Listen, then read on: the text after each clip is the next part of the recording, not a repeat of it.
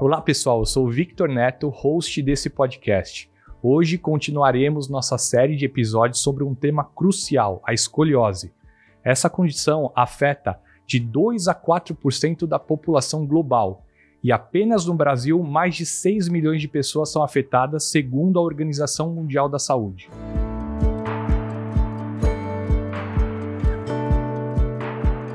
Para oferecer informações relevantes, convidamos especialistas de destaque na área da saúde. É um prazer dar as boas-vindas à fisioterapeuta Isis Navarro. Nossa, com essa introdução, obrigada, é um prazer estar aqui contigo, Victor. É um prazer, muito obrigado por aceitar o nosso convite, fiquei muito feliz, tenho muita admiração pelo seu trabalho. E vou ler aqui um pouquinho porque o currículo é extenso sobre a Isis, tá? Fisioterapeuta, ex-presidente da Sociedade Brasileira de Escoliose, membro da SOSORT, Society on Scoliosis Orthopedic Rehabilitation Treatment, pesquisadora no campo da escoliose, atende exclusivamente pacientes com escoliose, sendo instrutora no Brasil da abordagem SEAS, Scientific Exercise Approach to Scoliosis, da Itália, onde foi trainee no ISICO, organizadora do Encontro Gaúcho de Escoliose e do Congresso Brasileiro de Escoliose, mestre pela UFRGS e doutora pelo Programa de Pós-Graduação em Ciências do Movimento Humano, UFRGS, sócia fundadora da Clínica Linear Saúde e Movimento, onde é diretora técnica da Vertical de Tratamento da Escoliose. Consegui, Isis? Conseguiu. É um currículo extenso. Que legal. É um prazer novamente estar aqui com você. Eu já tenho uma primeira pergunta, que é assim, Isis, como foi assim, por que você iniciou na fisioterapia? Que boa pergunta. Da onde veio essa ideia? Vou ser fisioterapeuta. Você é fisioterapeuta. Bom, eu sempre fiz balé. Sou bailarina ainda. Não sabia. De balé clássico. Sério? Sapatilha de ponta, titi, bandeja, coque, cílios, tudo. Começou novinha? Com 3 anos. Com 3 anos. Então eu experienciei ao longo da minha vida de bailarina muitas lesões. Porque, ainda tem muito que melhorar, eu acho, o ensino do balé clássico, porque é muito tradicional, enfim. E aí, numa das lesões mais graves que eu fiz, eu tive que fazer muita fisioterapia. E aí eu conheci uma fisioterapeuta de verdade. E eu me apaixonei. Eu falei, é isso que eu quero fazer quando eu crescer. Você tinha quantos anos? 16. 16. É Você isso. começou com 3, foi desenvolvendo. Danço até hoje. Com 16 anos eu tive uma lesão muito, muito grave. Que tinha indicação cirúrgica, inclusive. Sério? Aonde? Eu fiz um entorse no tornozelo. Tá. Que requisitava tratamento cirúrgico, tive fratura de alguns dedos e eu disse, não vou fazer cirurgia, eu quero tratamento conservador. Maravilha. Foi um longo tratamento conservador, mas tá aí, tornozelinho funcionando até hoje, né? Ainda faço minhas piruetas por aí. E foi assim que eu resolvi ser fisioterapeuta, quando eu vi como é que era esse trabalho que um fisioterapeuta faz, né, de reabilitação. É muito importante, né? Eu lembro quando eu rompi o ligamento cruzado anterior, e aí eu fiz o tratamento cirúrgico e comecei com a fisioterapia. E minha fisioterapeuta, na época, falou, olha, isso aqui tá meio estranho, não tá reabilitando da maneira que deveria, acho melhor você dar uma olhada. Eu falei com o meu médico, ele viu e realmente estava com infecção. E aí eu fiz uma segunda cirurgia e a minha fisioterapeuta me salvou. Hoje meu joelho tá 100% e, cara, ai, que orgulho. devo muito a ela. Que orgulho de ser fisioterapeuta. Tu sabe que o exemplo do LCA é ótimo, porque quando a gente acompanha, faz a reabilitação de um paciente com ruptura de LCA, né, que tem que fazer um enxerto, geralmente, ou do semitendinoso, ou do semimembranoso, enfim, quem ensina esse tendão a ser ligamento é o fisioterapeuta. Porque o tendão, ele não sabe ser ligamento, ele sabe ser tendão. E eu brinco com isso quando eu tô ensinando a abordagem SEAS, né? Certo. O SEAS, ele tem esse princípio da reabilitação muito presente. Então, quando a gente vai reabilitar uma reconstrução de LCA, a nossa tarefa é ensinar o tendão a se tornar ligamento. Como que a gente faz isso? Tu deve ter passado por isso. A gente vai gradualmente aumentando a complexidade da tarefa. Exatamente. Então, tu fazia exercícios mais simples e aí tu fez mais complexo. Quando tu teve alta, tu já tava correndo, pulando, trocando de direção. Por quê? Porque aí o teu fisioterapeuta ensinou o teu tendão a ser ligamento. Interessante isso. E no SEAS é muito isso. A gente vai gradualmente aumentando a complexidade do que o paciente consegue fazer. Isis, já que você tocou nesse assunto, fale um pouquinho sobre o CEAS. Abordagem CEAS no tratamento conservador, é isso? No tratamento. É uma das escolas de fisioterapia específica para escoliose. Tá. Né? Se falou bastante sobre isso no último congresso da SOSORT, o que é fisioterapia específica para escoliose e o que não é.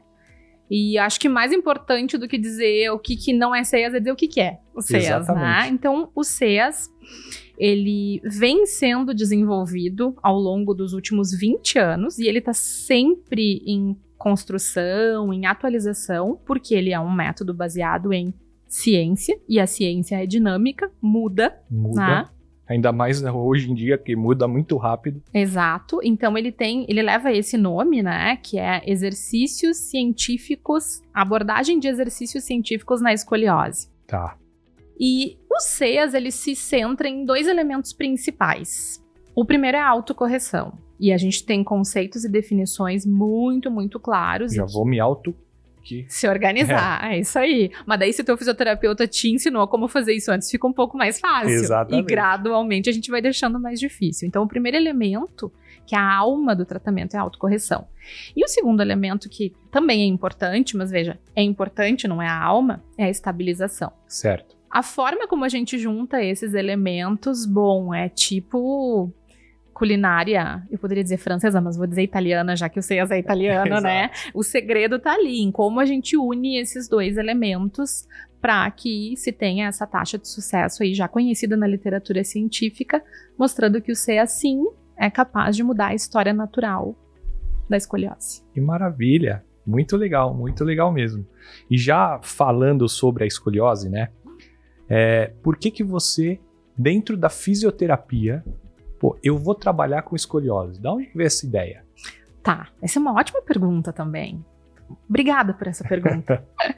Bom, então eu tive muitas lesões, conheci uma fisioterapeuta e disse, é isso que eu quero fazer da minha vida. Resolvi ser fisioterapeuta.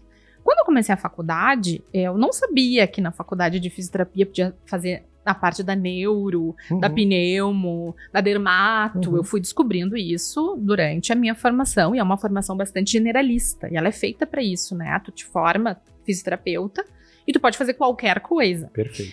Desde sempre eu tinha muito claro que eu queria trabalhar com bailarinas. Então eu já tinha uma tendência aí para essa área da traumato, né? Da ortopedia. E aí, então, eu participei de um projeto de extensão ao qual eu sou muito grata, que se chama Escola de Postura.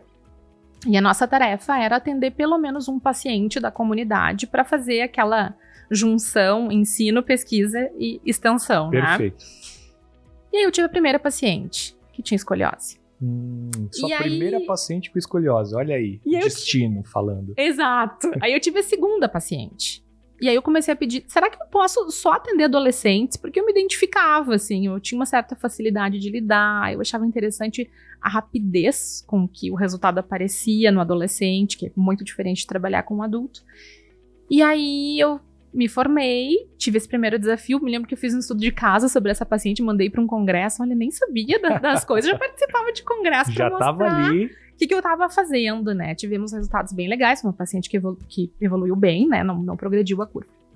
Mas à medida que o tempo foi passando, eu comecei a ficar conhecida entre os fisioterapeutas por trabalhar com a parte postural de crianças e adolescentes. Entendi. Então, naturalmente, os meus colegas começaram a me mandar. E a deformidade ou a condição da coluna mais comum do crescimento é escoliose. E isso fez aumentar consideravelmente o número de pacientes com escoliose que me procuravam, né? Já que eu tinha essa característica, essa especificidade de tratar os adolescentes. A gente sabe que entre os 10 e 14 anos é onde a gente tem um pico na prevalência da escoliose, onde a gente vê o maior número de casos. Por conta do estirão do crescimento ou não? Exatamente. Justamente por conta do estirão de crescimento. Quer dizer, a gente até tem alguns pacientes que já tinham escoliose antes. Tá. Né? Mas a gente não pode dizer que eles tinham escoliose antes da gente fazer o diagnóstico. Então a gente faz o diagnóstico e dá um nome para essa escoliose de acordo com a idade do paciente no momento do diagnóstico, Entendi. que é a classificação cronológica. E essa faixa de maior prevalência é bem entre os 10 e 14 anos, em função do estirão de crescimento, que quando o adolescente dá aquela esticada, a escoliose tende a progredir de uma forma mais agressiva, e aí os pais percebem que tinha uma escoliose ali, ela já estava ali. Falando nisso, Me veio uma pergunta interessante, eu acho. Como que os pais podem diagnosticar ou perceber ou prestar atenção nos filhos para detectar se tem uma possível escoliose ou não? É a postura? Como é que a gente pode ficar alerta? Esse é um ponto necessário, né? Ele é mais do que importante, isso é um ponto necessário. Veja, toda semana eu recebo famílias lá na clínica que caíram de paraquedas no mundo da escoliose e que muitas vezes ouviram pela primeira vez essa palavra quando seu filho ou a sua filha é diagnosticado já com uma curva de 70, 80 graus, que é uma tragédia. Aí já é tarde, né, Isis? Aí é tarde para o tratamento conservador e, bom, o paciente precisa sair do tratamento tratado. Sim. E aí a gente tem que acertar a dose. Pode ser só físio, pode ser físio-colete, pode ser cirúrgico. A gente tem que acertar a dose. Exato. Né? No início da conversa, quando a gente faz a avaliação, começando com a anamnese, existe uma tendência das famílias, as mães em especial, se sentirem muito culpadas porque não viram antes. Sei. Deve ser difícil isso pra mãe, né? É dureza, mas pensa, é uma fase, né, ali, 12, 13, 14 anos, que o adolescente já não fica despido na frente dos pais, assim, Sim. a toda hora. Então, quando que aumenta muito a procura na clínica? Depois do verão. Entendi. Porque aí eles estão em trajes sumários, na praia, na piscina, enfim. Olha só. E aí as interessante. famílias, nossa, mas um ombro é mais alto que o outro. Nossa, mas uma cintura é diferente da outra. Então, assim, o primeiro recado aqui importante é não se sintam culpados. Quando vocês percebem o principal sinal da escoliose, que é assimetria, esse é o sinal da escoliose, procura ajuda e tá tudo bem. A partir dali a gente dá as mãos e caminha juntos, né? O problema é que antes disso não tem um podcast para perguntar quais são os sinais que nós devemos observar, Exato. né? Deveria ter uma campanha pública de conscientização Vamos fazer sobre a isso, escoliose. Vamos, precisa. Esse tem que ser o primeiro passo. Falar sobre escoliose. Então, o que os pais precisam observar? Assimetrias. A posição da cabeça, se a cabeça está bem centralizada ou se está inclinada. A posição dos ombros, se existe uma assimetria, um ombro mais alto que o outro. O contorno da cintura, o perfil da cintura, se existe uma assimetria entre um lado e outro. Aí depois a gente até pode entrar num ponto mais específico. Mas se fizer o teste de Adams, que é o teste mais simples do mundo para detectar escoliose, que consiste basicamente em o paciente se abaixar para frente, né, dobrar o tronco para frente, Certo. com os joelhinhos esticados, e eu olho as costas e vejo se tem uma diferença de altura entre um lado e outro. Seria a giba? Que seria a giba. Então, se tem giba, tem grande chance de ter uma escoliose ali. Por que eu digo grandes chances? Bom, tem alguns casos onde tem giba e não é escoliose, mas aí tem outras questões envolvidas. Mas é melhor a gente achar que tem uma escoliose onde não tem, ou não ver uma escoliose, né? Em vez de não ver uma escoliose onde de fato tem. Então, esse é um bom teste para isso, chama teste de Adams. Olha aí, pessoal, teste de Adams. Já dá para procurar agora. Exato. É muito simples de fazer e ele tem uma alta acurácia. Ele consegue diferenciar bem quem tem escoliose de quem não tem. Isis, do jeito que você fala, dá para perceber que você é apaixonada sobre o tema. Me conta, por que essa paixão, esse jeito que você fala, os seus olhos brilham, então, por que essa paixão? Essa é uma pergunta que geralmente os pacientes me fazem, mas não, eles não perguntam desse jeito. As mães ou os pacientes, né, os familiares me perguntam, tu tem escoliose? Teus filhos têm escoliose? Mas por que tu gosta tanto? Por que tu luta tanto por essa Exato. causa? Quando eu te conheci foi assim, eu falei, meu Deus, eu preciso aprender mais com ela, porque eu também sou um apaixonado pelo tema, você conhece também a nossa história, Sim. né, a nossa missão de transformar vidas através do nosso trabalho, e aí eu falei, cara, eu preciso aprender com ela. Sabe que nessa jornada de receber muitos adolescentes com questões posturais, onde muitos eram escoliose, né? Eu fui me apaixonando. E eu tenho essa primeira etapa aí que a gente conversou, que eu sou bailarina. Sim. Um dos aspectos mais importantes e mais impactante para o paciente com escoliose é o acometimento estético. E tá tudo bem. Eu quero dizer para ti, paciente com escoliose que tá nos ouvindo, que se preocupar com as questões estéticas tá tudo certo. Tá escrito, natural, né? Tá escrito no guideline da SOSORT que esse tem que ser um dos objetivos do nosso trabalho, melhorar a estética. Por quê? Porque isso vai melhorar a tua qualidade de vida, tu vai te sentir bem, tu vai vestir a roupa que tu quiser. Então, estética importa. E o balé tem essa questão estética muito forte, Entendi. né? Especialmente o balé clássico. É muito plástico, Postural. tem que ter uma linha bonita. Então, acho que quando eu, assim, instintivamente, eu tive minha primeira paciente com escoliose e eu tinha essa preocupação estética grande com ela. Eu tava recém começando a nadar nesse oceano, né? Sim. Mas acho que o que me pegou num primeiro momento foi isso. À medida que eu fui trabalhando com esses pacientes e com essas famílias e fui entendendo a dimensão Desse mundo. e do impacto do tratamento, Sim. tu muda a vida de uma pessoa. A gente fala que a gente transforma vidas, né? Pra sempre, né? E a gente vê essa mudança acontecendo pros dois lados ainda, infelizmente, né? Pacientes negligenciados, eles também têm a sua vida modificada negativamente. E aí, cada vez que eu ia vendo os unicórnios que eu podia salvar, né? Esses seres mágicos, um adolescente, uma criança, e mágico que a gente consegue Me conta fazer. um pouquinho por que você chama os seus pacientes de unicórnio. Então, Até porque você me contou que agora, no Congresso Brasileiro de Coluna, é isso? Vai escoliose. de escoliose, vai ter um mascote. Sim. Já emenda essa questão que eu achei muito interessante. Esse ano a gente tem essa iniciativa que é ter um mascote para a Sociedade Brasileira de Escoliose, que é uma sociedade muito jovem, mas que eu diria que está em pleno estirão de crescimento, né? Então a gente está tomando cuidado para crescer, né, do jeito certo. E aí a gente pensou, nós temos na Sociedade Brasileira de Escoliose esse comprometimento de tomar as decisões coletivamente, de construir aquilo onde a gente quer chegar de uma forma plural, né, ouvindo todo mundo e construindo todo mundo junto. A sociedade hoje é formada por pacientes, familiares, cirurgiões, fisiatras, ortesistas, fisioterapeutas. Todas essas pessoas se interessam, precisam ser ouvidas, precisam, né, ter as suas ideias levadas em consideração. Então a gente fez um mascote e acabou sendo um unicórnio, porque com muita frequência eu falo, quem já foi meu estudante sabe, que a gente salva os unicórnios quando oferece uma boa opção de tratamento. E por que eu chamo os pacientes de unicórnios? Olha, o unicórnio é um ser mágico, né? Exato. A minha filha ama unicórnio. As crianças, em geral, são apaixonadas por unicórnios e, bom, eu sou mãe, eu vejo as transformações mágicas que acontecem nas crianças, que dependem muito das nossas condutas também, né? Assim como no tratamento.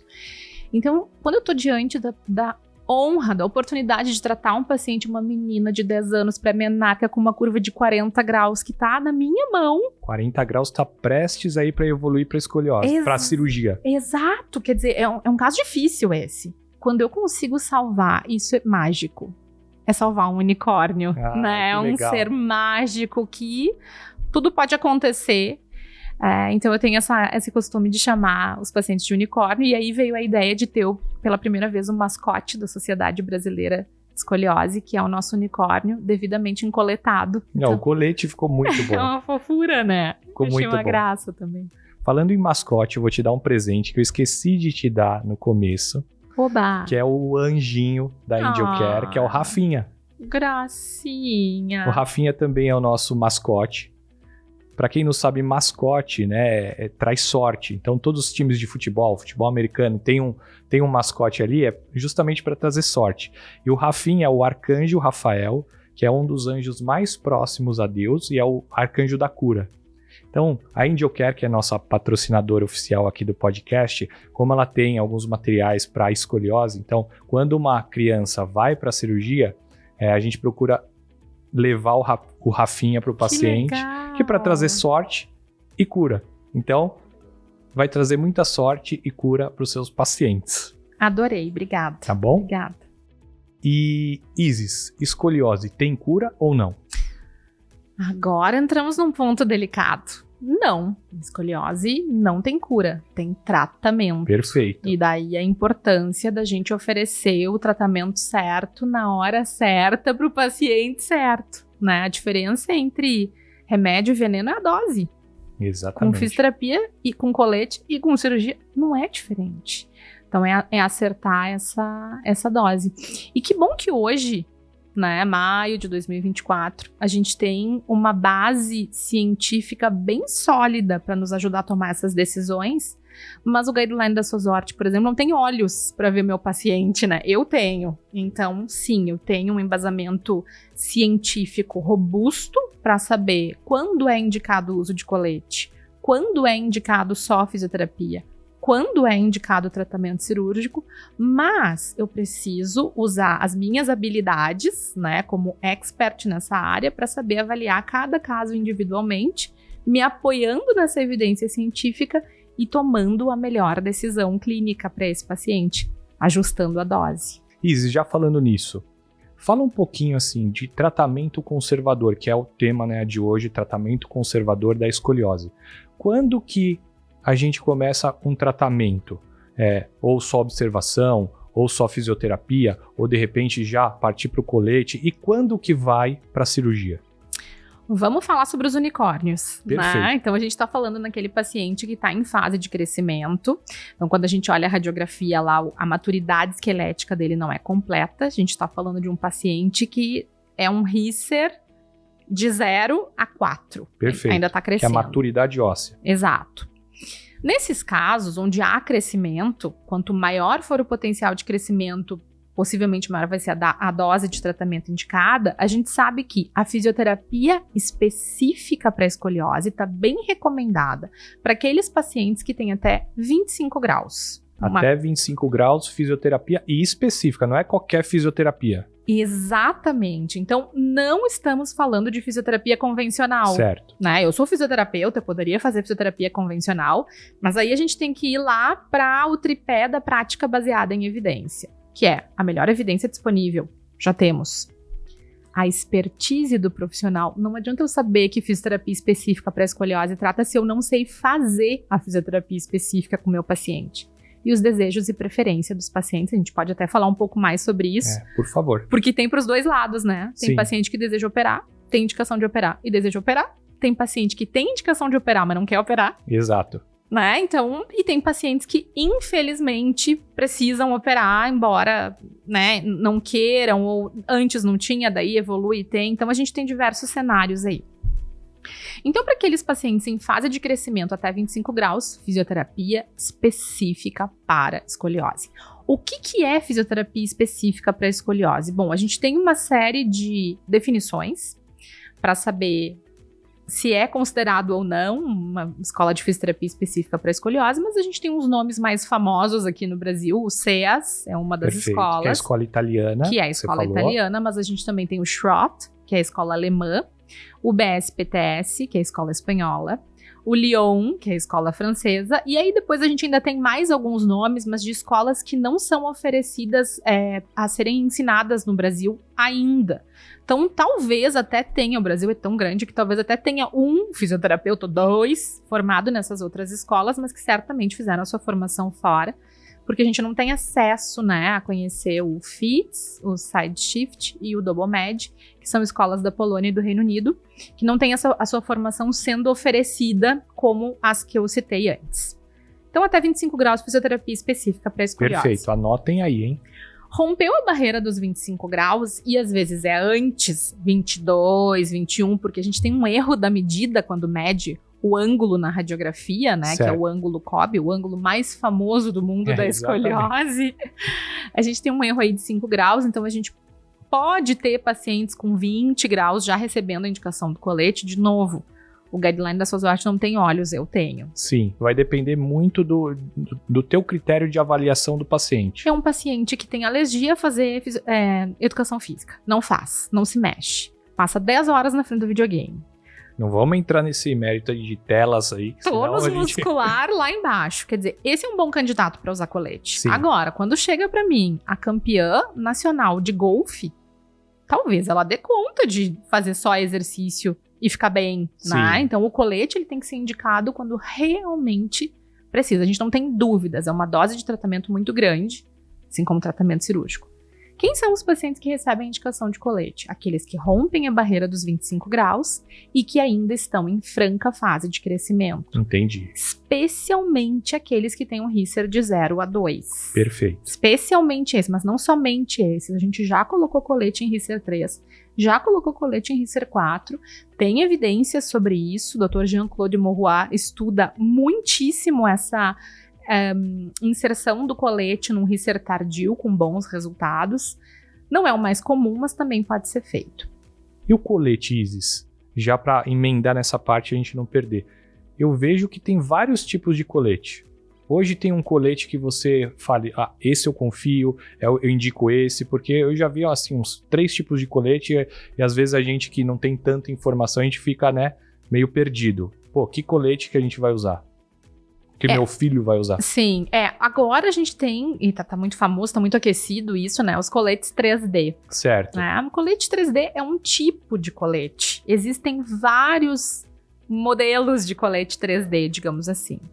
O mais comum aqui no Brasil é o colete Rigoux-Chenot, que é um colete 3D fabricado com base nos princípios Rigoux-Chenot. Existem outros tipos. O colete Sforzesco, por exemplo, que é o colete que é usado no Isico, na Itália, junto com a abordagem CEAS, também é um colete 3D. O Sibila também é um colete 3D. O que difere? Por exemplo, Rigoux-Chenot, qual que é a diferença desse para o outro? Bom, aí todo ano a SUSORT tenta fazer um consenso sobre isso. Tem 2 artigos muito interessantes publicados sobre esse ponto. Mas uma diferença, poderia te citar, é o Rigoux-Chenot e o Sforzesco são diferentes porque o Rigoux-Chenot é um pouco menos rígido. Entendi. Não que ele seja um colete soft, ele também é rígido. Mas o Sforzesco é muito rígido. Então, o material que ele é fabricado é diferente. Entendi. Tá? Tem então, essas peculiaridades aí do colete. Tem. Uma outra diferença entre eles o Rigoux-Chenot quando tu olha por fora, um colete assimétrico, enquanto o Sforzesco, embora 3D, seja simétrico. Entendi. Então, eles têm diferenças conceituais, né? Senão não precisaria ter coletes diferentes, mas seguem princípios tridimensionais, ou seja, buscam corrigir a escoliose no plano frontal, diminuindo o COB, buscam fazer a derrotação e tentam não piorar o plano sagital. Essa é a ação 3D de um colete dito 3D, né? Melhorar o frontal, melhorar o transversal, que é uma coisa que os coletes mais antigos, como Milwaukee, nem o frontal dava conta, mas o OTLS também, o Boston, dependendo de quem faz, ele também não corrige o transversal, e tentar não causar um impacto negativo no plano sagital, porque a gente sabe que, naturalmente, a forma que esse paciente se apresenta é com uma redução das curvas sagitais fisiológicas. Então, são pacientes que geralmente são muito retificados, né? A gente tenta não piorar esse cenário. Então, recapitulando aqui, você entra com colete a partir de 25 graus. 25. Até quantos graus? Hoje, a gente tá 2024, primeiro semestre de 2024, porque ciência é dinâmica. Exato, é importante a gente... Pode ser que ano que vem seja outra coisa. Sim. E eu acho que vai mudar, né? Porque eu tenho um autor consistentemente apresentando trabalho sobre isso, daqui a pouco vai sair publicado, e a gente tem que continuar testando a metodologia dele para ver se funciona, hoje... A nossa indicação é até 50 graus. Até 50. Se trata com fisioterapia e colete. Tá. Né? Então, a gente começa com físio. Associa os dois. Acrescenta o colete. E até 50 graus a gente vai assim. Se meu paciente rompe essa barreira dos 50 graus e ele ainda está em fase de crescimento... Entendi. Ele já passa a ter indicação de tratamento cirúrgico. Agora, já começaram a ser apresentados trabalhos... onde se ofereceu tratamento conservador com fisioterapia e colete para aqueles pacientes com curvas severas, mais de 50 graus, que recusaram a cirurgia. E para nossa surpresa, o resultado foi bom. Nesses pacientes mais graves, mesmo assim, se teve uma melhora aí de mais de 70% da amostra que foi estudada. Que legal. Então, assim, quem sabe, né, no próximo guideline da SUSORT não vai estar escrito lá que a gente pode tratar até 60 graus com físio e colete. Hoje é 50, mas E sua opção de colete seria colete 3D Rigo Chenot? Rigo Chenot, isso. Hoje eu trabalho diretamente com o Rigo Chenot. É um colete que está disponível no Brasil. Eu diria que é o único 3D que a gente tem no Brasil hoje, mas vai chegar. O ISICO, que é o Instituto Científico Italiano da Coluna Vertebral, está se organizando para começar a enviar os coletes do tipo Sforzesco para o Brasil. Então vai ser uma segunda opção, né, o que é ótimo, de coletes realmente efetivos no tratamento dos pacientes com escoliose. Isis, então vamos lá. Tentou tratar com fisioterapia específica, tá com a Isis Navarro, colete, e aí infelizmente tem casos e casos. Evoluiu, a curva passou de 40 graus ou 50 graus e você avaliou a condição clínica do paciente e detectou que tem que ir para a cirurgia. Uhum. É assim que funciona? Sim, sim. A gente, na Linear, posso falar um pouco sobre a minha experiência na Linear, a gente trabalha com uma equipe multiprofissional. Isso é importante, multidisciplinar. É o paraíso, né? É o estado da arte. Todos os serviços de escoliose deveriam se organizar desse jeito. Concordo 100%. Né? O que é essa equipe? Fisioterapeuta, ortesista e cirurgião, juntos. A gente teve um caso, por exemplo... Explica para o pessoal, o ortesista é o pessoal que faz o colete. É, isso, que pode ser médico, pode ser fisioterapeuta, pode ser terapeuta ocupacional. A gente tem 2 ortesistas, um é fisioterapeuta e o outro é fisiatra, tá? Então, o ortesista, ele é o responsável por confeccionar o colete, né? E aí tem toda uma ciência por trás dessa confecção do colete. A gente teve um caso de um menino, os meninos progridem menos que as meninas, então veja que no ser humano tudo pode acontecer, né? Não é que eles não progridem, que as meninas tendem a progredir mais. Menino, 11 anos, começou com uma curva de 41 graus. Já é uma curva alta, né? Colete físio. E a topografia da curva, que significa isso? Que é em que parte da coluna estava a escoliose, também era difícil, porque tinha um ápice bem alto. Tá? Torácica alta. Torácica alta, já é mais difícil de abordar com colete, é difícil fazer a autocorreção. A gente dedica um momento inteiro do curso, durante a formação do CEAS, para explicar a correção da torácica alta, porque é mais complexo mesmo. Ok, colete 23 horas, fisioterapia toda semana, exercício em casa todo dia. Reavaliação em 4 meses, ele estava com 51 graus. Evoluiu, né? Bastante. 4 meses ele progrediu 10 graus. Isis, isso é importante. Você falou de tempo de colete.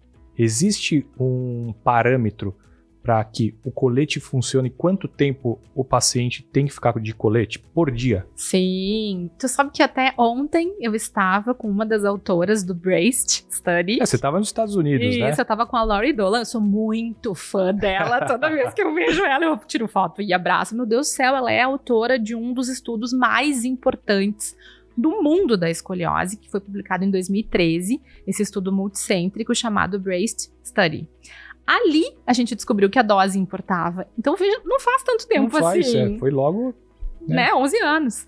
Para medicina, isso é muito pouco, né? O que eles mostraram nesse estudo, né? Esse estudo que foi feito lá é um estudo multicêntrico conduzido pela Universidade de Iowa, com o Dr. Weinstein e com a Laurie Dolan e todo o seu time de pesquisadores. Que a gente tem uma taxa de sucesso de 90%, passa de 90%, quando o paciente veste o colete 18 horas por dia, pelo menos.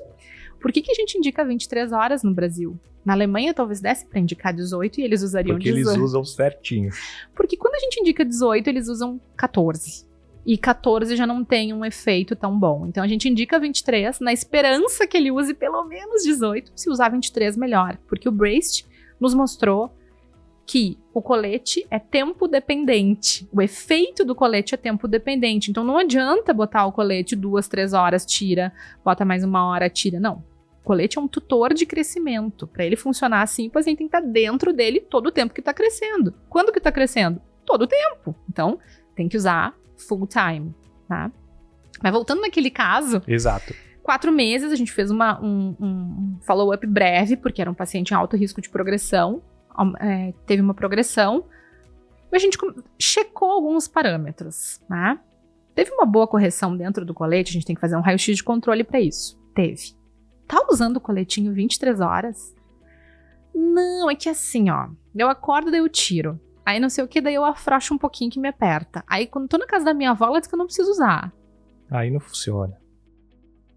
Vamos tentar ajustar isso e lutar mais um pouquinho, tá? Tá, vamos. Colete 23 horas, 2 pinguinhos de Super Bonder nas costelas pra ver se gruda o colete e não tira mais. Intensificamos a fisioterapia, mais 4 meses e ele chegou em 60 graus. Bom, agora deu.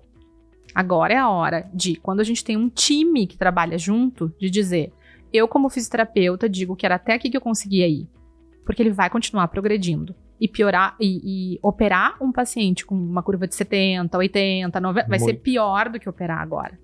Então, minha posição é, passa a ter indicação cirúrgica. O ortesista disse, olha, ele cresceu, posso fazer um colete novo, não vai ficar melhor que esse. É ruim de abordar essa curva em cima, indicação cirúrgica. E o cirurgião não restou nada, não sei dizer, concordo com vocês, vamos operar, indicação cirúrgica. Então, quando o paciente rompe essa barreira, né, dos 50 graus, a gente passa a ter efetivamente essa indicação de tratamento cirúrgico.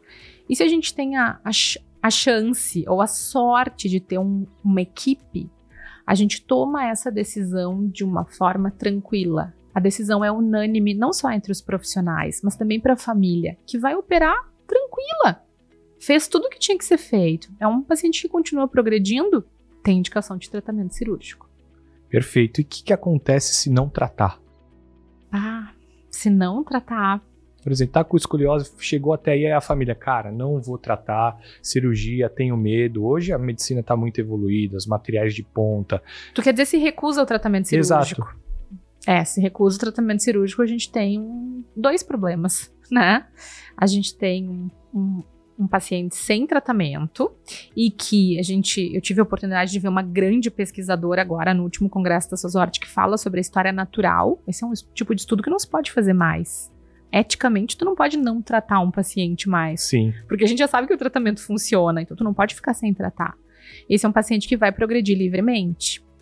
E eu já vi casos, né, no follow-up, não porque recusaram o tratamento cirúrgico, mas porque não tiveram acesso. E a gente precisa falar sobre isso, né? Escoliose deveria ser uma questão de saúde pública. Exatamente, concordo.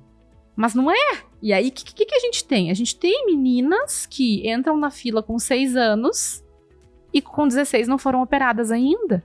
E nem serão. Porque a deformidade é tão grande que a esse ponto talvez já não valha mais a pena operar. Então eu já vi curvas de 160 graus de casos negligenciados. Nesse caso, é um paciente que até recebeu uma dose de tratamento, então ele avançou um pouco mais devagar, mas se ele recusa a cirurgia, e a gente tem que respeitar os desejos e valores do paciente para fazer uma prática baseada em evidência, fornecendo toda a informação que ele precisa para tomar essa decisão. Então ele precisa entender, olha, se tu não operar, vai acontecer isso, tu vai progredir desse jeito. Não posso continuar fazendo tratamento conservador? Deve. Vai ficar dependente do tratamento conservador, porque a gente vai fazer tu piorar mais lentamente. Mas a gente não está conseguindo frear o avanço da tua curva. Por isso tem indicação do tratamento cirúrgico. Então, a gente tem um problema importante aí quando a gente tem uma real indicação cirúrgica e o paciente recusa. Porque não é só, né, a questão da curva, né? Tem questão cardíaca, pulmonar, deve influenciar em várias coisas, né? Com certeza. Tem a questão estética, que a gente já falou, Sim. que vai se deteriorando com o passar do tempo, e aí isso influencia na qualidade de vida. Então, a gente acaba tendo uma questão de saúde aí importante e complexa. Levando então em consideração o que você falou, então é possível reverter a escoliose? Sim. Com tratamento conservador? Com certeza. Eu tenho uma paciente que é o meu maior caso de sucesso da minha vida, por enquanto, da minha carreira, que chegou pra mim no dia que ela fez 6 anos.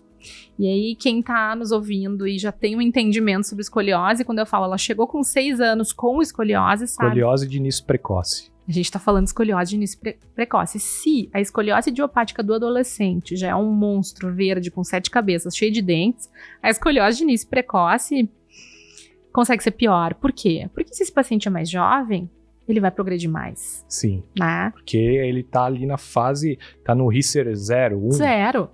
Risser 0, cartilagem trirradiada aberta, um nenê. 6 anos é um nenê, cheio de crescimento pela frente. 23 graus tinha a curva dela, vamos tentar só com fisioterapia. Pode ser que dê certo, porque a indicação de colete, imagina, aos 6 anos, é uma paciente que vai usar colete 10 anos. Tentamos. 6 meses, reavaliação, tinha progressão. Colete. Então,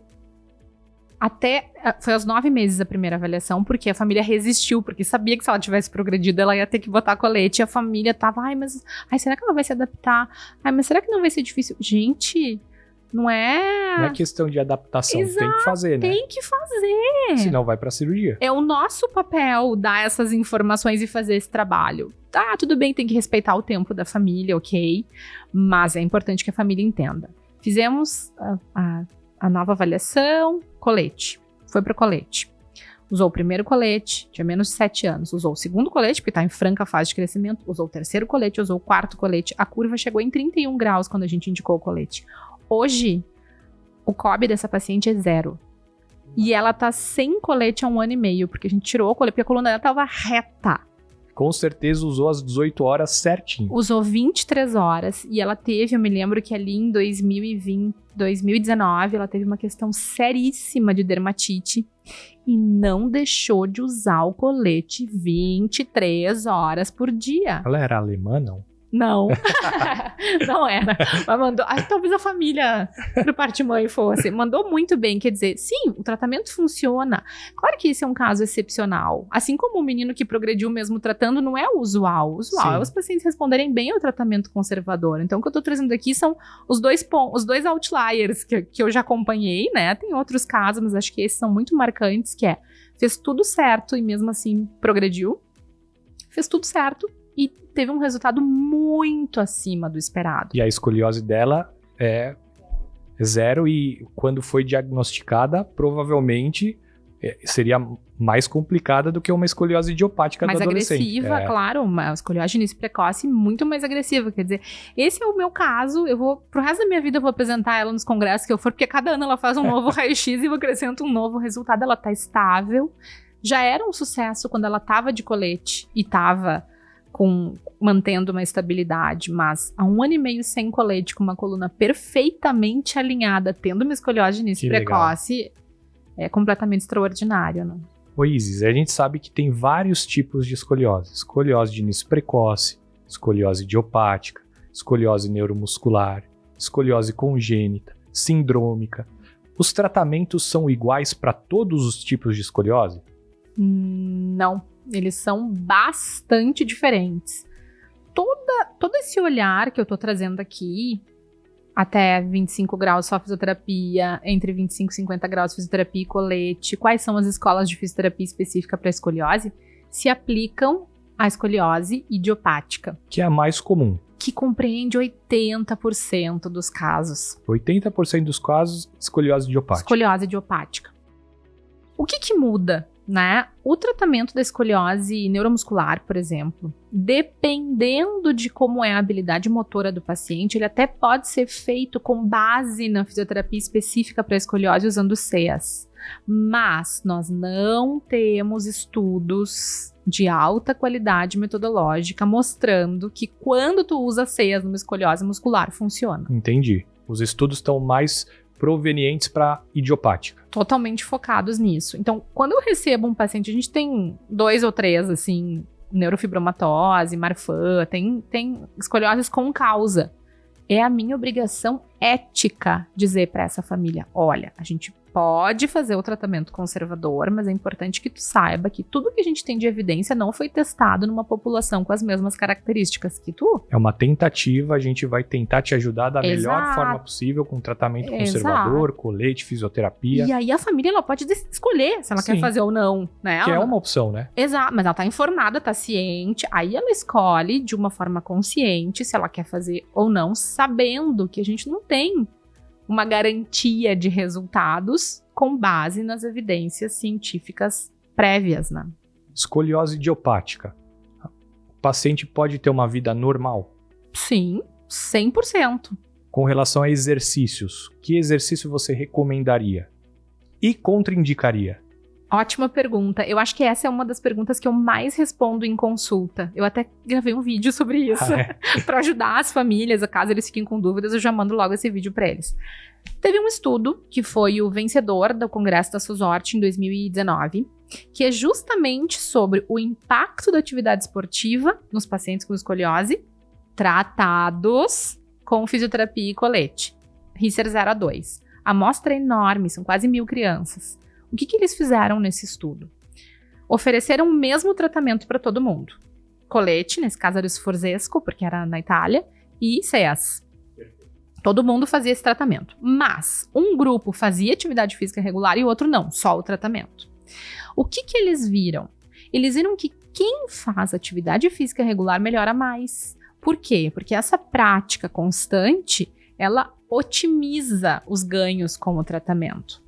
E viram que a frequência importa. Então, se tu faz só uma vez na semana, é como se não fizesse nada. Se tu faz 2 vezes na semana, tu começa a ter os benefícios de praticar atividade física regular. E quanto maior a frequência, maior é o ganho em termos de melhor adesão ao uso do colete, diminuir a chance de ter dor, melhor adesão aos exercícios e, claro, melhorar as variáveis que a gente avalia no paciente em si.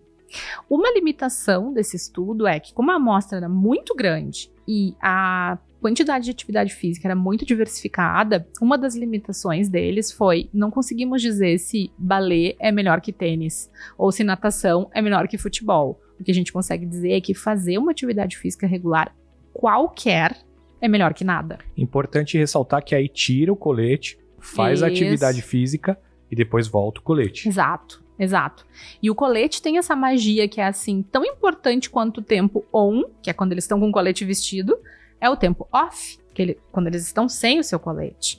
Por quê? Porque a gente tenta maximizar o efeito curativo do colete e minimizar o efeito colateral, que é a rigidez, por exemplo. Né? O paciente começa a usar colete, ele fica mais durinho, porque ele está 23 horas, ou 20 horas, ou 18 horas sendo fixado naquela posição. Sim, importante. Aí a importância de fazer fisioterapia junto com o uso do colete também. Isis, a gente falou de fisioterapia e colete pré-cirurgia. E pós-cirurgia, é indicado fisioterapia específica? Como que ela pode ajudar?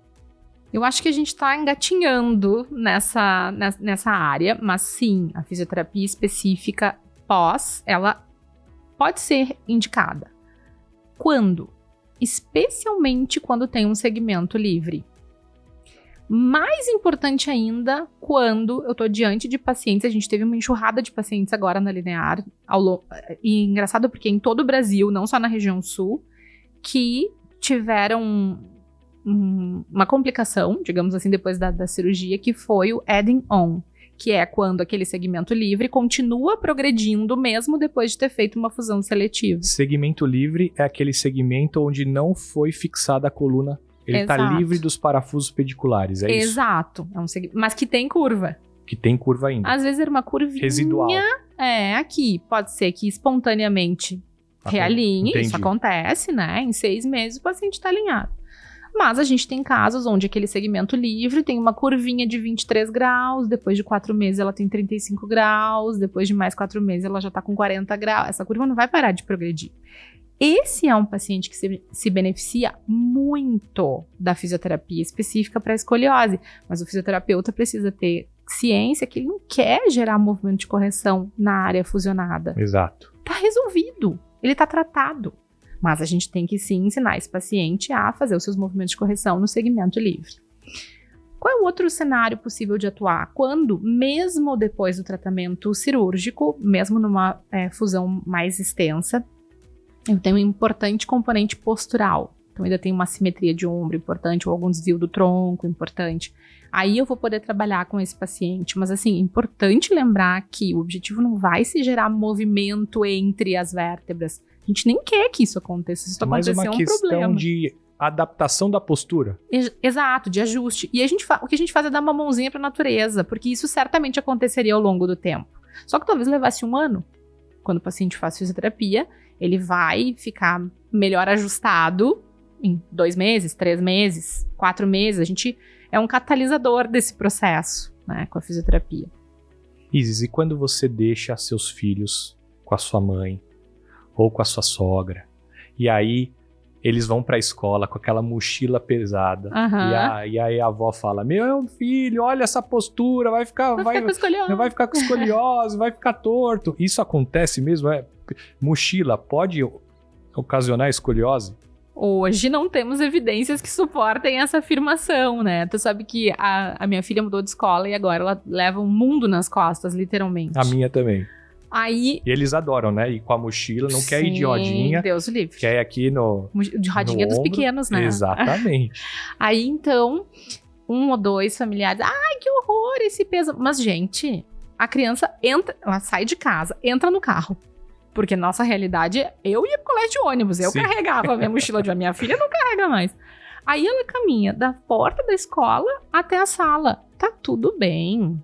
Tá tudo bem. Mesmo aquele paciente que vai se deslocar de transporte público, é uma mochila pesada, bota as 2 alças, usa a mochila bem ajustada no corpo para ela não ter um torque maior e vai ser feliz, porque tu vai carregar um pouco, daqui a pouco tu vai soltar e tá tudo certo. Então, carregar a mochila pesada... Olha aí, pessoal, tranquilo. Não tem evidência de que causa ou de que provoca ou até mesmo de que acentue ou que colabore com a progressão da escoliose. Né? Poderia ser, mas não temos evidência nessa direção também. Interessante. Isis, você é ex-presidente da Sociedade Brasileira de Escoliose e ex-presidente do Congresso Brasileiro de Escoliose. Me conta um pouquinho sobre a Sociedade Brasileira de Escoliose, o que é, para que ela trabalha, qual que é a missão dela, e depois um pouco sobre o Congresso Brasileiro de Escoliose, que você discute todos esses pontos, né, mas muito mais tecnicamente, trabalho científico, né, no Congresso. Bom, a Sociedade Brasileira de Escoliose, ela nasce da necessidade de dar voz a esse movimento em prol dos pacientes com escoliose. E dar voz a esse movimento é muito mais do que fazer campanhas de conscientização só para as famílias. As nossas ações, elas buscam atingir profissionais, fisioterapeuta, ortesista, profissional de educação física, psicólogo, nutricionista, cirurgião, fisiatra, todos os profissionais que de alguma forma podem estar inseridos no contexto do tratamento do paciente com escoliose. E a nossa missão é divulgar informações de qualidade, promover educação e conscientização para qualquer pessoa interessada, seja o paciente, seja o familiar, seja o profissional. Promover ações em prol de detecção precoce da escoliose. Outras ações, como a gente tem feito com uma consistência interessante e com uma adesão muito legal, o Seminário Avançado de Tratamento da Escoliose. Que legal! Onde a gente eleva o nível das nossas discussões, sempre com uma equipe multiprofissional, a gente tem um tema central, e a gente pode discutir, como que tu trataria com base no SHROT? Como que tu faria avaliação com base no CEAS? Uma discussão, põe um paciente e aí como você trataria esse paciente? Exato. Com fisioterapia? Fisioterapia e colete? Põe colete ou não põe colete? Que legal. A gente teve um round que foi muito interessante com diferentes ortesistas, que é como tu faria esse colete? Eu subiria mais aqui? Não, eu acho que eu desceria mais aqui. Muito. Porque são visões diferentes. Exato, e todo mundo que tá lá assistindo aprende, né? A gente tem uma outra ação da sociedade que tem esse objetivo importante, né? Eu acho que a base é promover educação e conscientização, a educação é a base de tudo, né? Que é uma ação voltada para pacientes e familiares que se chama Pais Atentos. Que legal, Pais Atentos. Pais Atentos, então pessoal, a gente tem... Pais Atentos. Conta como é que foi, como é que eu descobri que meu filho tinha escoliose, promover essa rede de apoio. Muito importante. Né? E uma das ações mais importantes da Sociedade Brasileira de Escoliose, que hoje conta com mais de 50 membros, dentre cirurgiões, fisiatras, fisioterapeutas, pacientes, familiares, voluntários, tá? É o Congresso Brasileiro de Escoliose. O Congresso Brasileiro de Escoliose nasceu justamente dessa carência de informação e que eu sou muito feliz de ver que hoje, em 2024, a gente tem que cuidar no calendário quando a gente vai fazer para não ter conflito com outros eventos. Então, eu, como durante a minha gestão na presidência, cheguei a questionar, né, o corpo diretivo, mas principalmente os membros. quanto a gente precisa mesmo fazer todo ano? Porque o que a gente queria promover, a gente já fez. Tem ação de escoliose acontecendo no Nordeste, no Norte, no Sudeste, na região Central, no Sul. Tem várias ações acontecendo e foi a gente que foi, né, instigando que isso acontecesse. Isso é importante. O Congresso Brasileiro de Escoliose, ele ainda é necessário, ainda precisa ser anual, porque ele tem alguns elementos que outros eventos não têm, e eu desejo mais é que todo mundo participe de todos. A gente tem um dia inteiro de falas de palestrantes nacionais. Certo. Então, só médicos, fisioterapeutas, todo mundo do Brasil. Isso.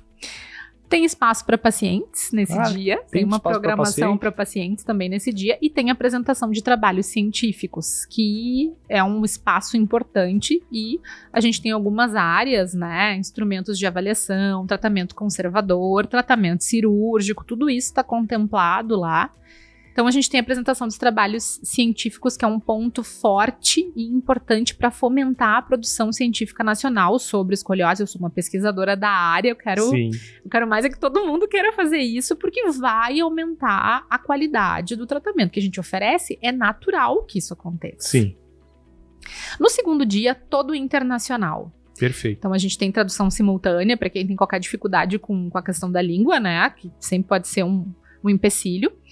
É um dia todo voltado para discussões em áreas centrais. Então, nesse ano, a gente vai falar sobre escoliose neuromuscular, a gente vai falar sobre novas técnicas cirúrgicas e como é que o fisioterapeuta vai se inserir nesse cenário. A gente vai ser cada vez mais necessário. Exatamente. Porque quanto mais a cirurgia avança, menos invasiva ela fica, mais espaço de atuação para o fisioterapeuta, a gente precisa falar sobre isso. Daqui 10 anos, quando todo mundo souber como é que se faz, lembrem que a gente estava já incentivando que se falasse sobre isso agora, porque a nossa área vai aumentar, né? A nossa abrangência vai aumentar.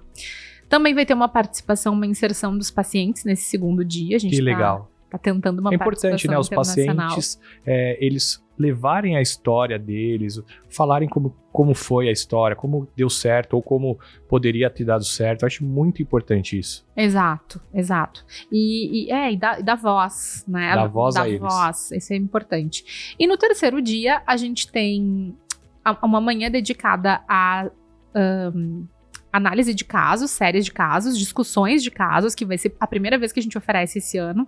Então, se tu, profissional, tem interesse de mostrar o teu caso, como é que tu tratou, os que deram certo e também os que não deram são importantes de ser discutidos, mais importantes ainda, eu diria, a gente vai ter esse espaço na manhã do domingo.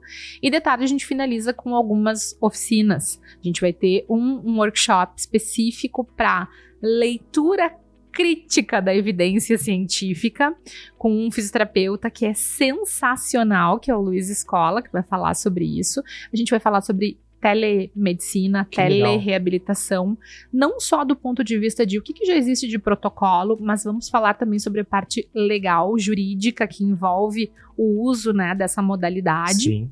E a gente vai falar também sobre triagem para escoliose, que é um ponto que nunca vai se esgotar. A gente tem que estar sempre ensinando a fazer teste de Adams, a gente tem que estar sempre falando que a escoliose é uma condição tridimensional da coluna vertebral e do tronco que acomete mais meninas do que meninos, para que a gente consiga, de fato, promover esse trabalho de educação e conscientização. Eu acho importantíssimo ter esse bate-papo, principalmente nas escolas, com os pais, ter iniciativas dessa, porque eu acho que vai trazer muito o diagnóstico precoce, né? Exato, e a gente já tem isso todos mostrando faz tempo, né, que diagnóstico precoce melhora o sucesso do tratamento conservador, a chance de sucesso. Porque quanto antes eu começo a tratar, melhor o paciente responde. Melhora o resultado, né? Melhora o resultado. Então, esse ano, 7, 8 e 9 de junho, que é o mês internacional de conscientização da escoliose, Junho Verde. O Junho Verde.